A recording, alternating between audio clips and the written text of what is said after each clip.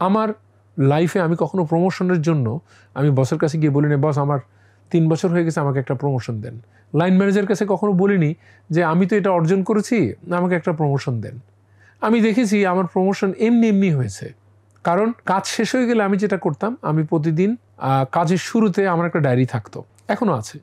আমি ওই ডায়েরিটা দিয়ে আমার বসের সাথে বসি যে আজকে আমার কি কি কাজ আছে, আমার কাজ হলো এই 3টা, আর আপনার কোনো প্রায়োরিটি থাকলে আমাকে যদি বলেন। তো উনি ওনার প্রায়োরিটি বলে দিতেন, এটা এটা আমার প্রায়োরিটি।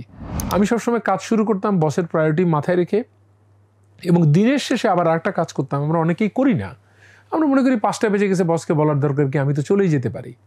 বাট আমি যেটা করতাম, আমি সবসময় সারা জীবন প্র্যাকটিস করেছি, আমি বসের কাছে যেতাম, যে বলতাম বস আজকে তো 5টা পর্যন্ত কাজ করলাম, আমি এই কাজের স্ট্যাটাস এগুলো করতে পেরেছি, এগুলো আমার মনে হয় আগামীকাল আমি আপনাকে ডেলিভারি করতে পারবো।